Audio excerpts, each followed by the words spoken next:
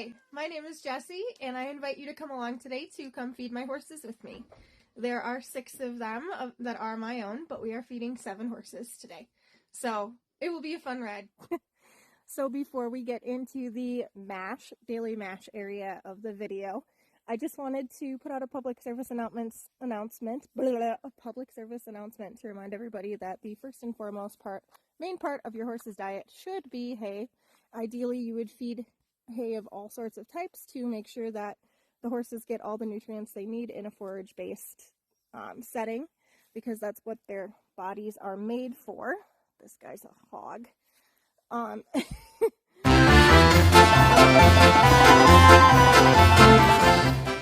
But as I know, in some areas of the United States or Canada or wherever you guys are, I know that in Minnesota this year there was a very large drought. So the majority of the hay that is available right now is the only type of hay that survived those conditions, which is alfalfa. But there are other things that you can do to kind of keep your horse's diet well-rounded. You can go to the store and pick up hay cubes or hay pellets. A lot of the times they'll have orchard hay cubes. Or Timothy hay cubes or pellets, depending on what you prefer, available for you to add into your horse's diet to make sure that they have a well-rounded nutrient base. Now, the other thing that we want to touch base on is the fact that horses' digestive systems are built to consume constantly. And I know that that's probably a repetitive thing that a lot of people have heard, but here is why. A horse's stomach constantly produces stomach acid. When our bodies, for instance, create stomach acid, we get the feeling of hunger. And our bodies only produce stomach acid when our bodies expect to be fed, which is why the routine schedule of eating 3 times a day or 2 times a day or whatever generally works for humans. But for horses, their stomachs produce acid all the time. They produce between 16 and 20 gallons of stomach acid a day. So if they don't have anything in their stomachs to buffer that stomach acid, then they end up with ulcers. Gastric ulcers are pretty painful to a horse and can cause a myriad of problems, and generally show up as behavioral issues and sometimes stomach soreness, but sometimes not. You have a 6-hour window that it takes for a horse's stomach to completely empty out. So if you can't offer them constant forage, and constantly be on top of that all day, which a lot of us go to work, so that's not always possible for us to just constantly keep an eye out on their hay bucket.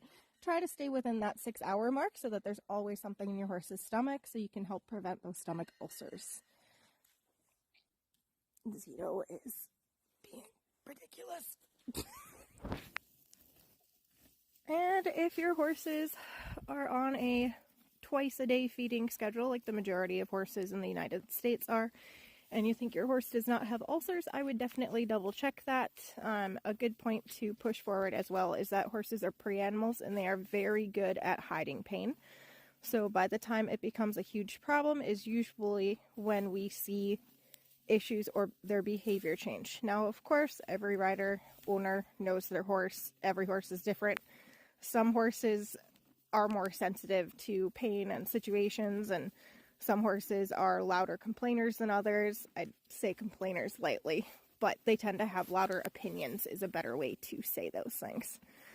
But there was a veterinary study that came out a few years ago that polled a bunch of horses, and they discovered that between 60 and 70% of horses in the U.S. had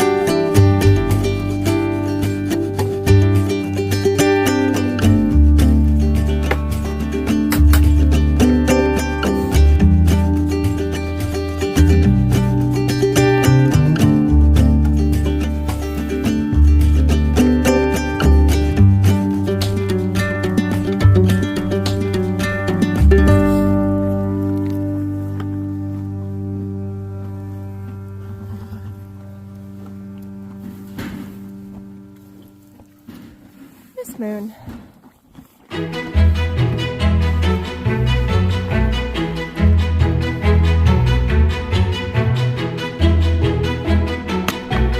Hey! Not too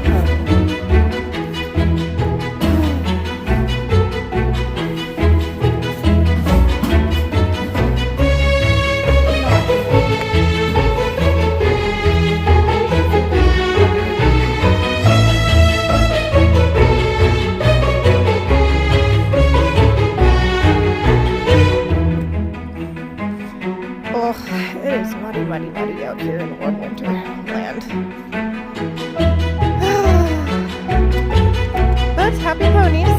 Just on a side note, through this video, I'm sure you have guessed it, I lean towards providing horses a forage-based diet, which means that I try not to feed grain at pretty much all costs, except for these two. So this is Blink and Jay, and they are my blind boys. Jay is a thoroughbred and Blink is an Appaloosa. Now what that means, so when the seasons change, a horse's endocrine system is responsible for them growing hair and gaining weight in preparation for winter. A lot of that change also happens to do with the horses processing the light changes of the year through their eyes. Now these two can't see, so their eyes don't register that light, which means that their bodies don't produce the chemicals as easily that they need to grow long coat and gain more weight in preparation for winter. So this year these guys are on the Nutrena Pro Force as part of their mash. Partially because Jay is a thoroughbred, and then if I feed him grain and then I don't feed Blink grain, Blink will push Jay off his feed to get at the same grain. So I have to make sure that their mashes are pretty much the same stuff or they'll start fighting over it. But Jay also has teeth problems. He, for whatever reason, has worn most of the enamel off of one side of his mouth. So while we're keeping an eye on that, having softer mash and a lot of it also helps him to maintain, and currently I'm trying to get him to look fat, and as you know, that is a challenge in a thoroughbred. But he's doing pretty good. These guys have blankets on again because since they are blind, they have a harder time adjusting to the winter change. The seasons change, so their blankets help them. And then Chase over there needs to gain a little bit of weight too, so I threw his blanket on him so his body doesn't have to both fight to stay warm during the evenings and try to gain weight before the winter. So that's all for now. These guys are my heart and soul, all of them. I love them all very much, as you can tell from the extensive supplementation, extensive care that I give all these guys.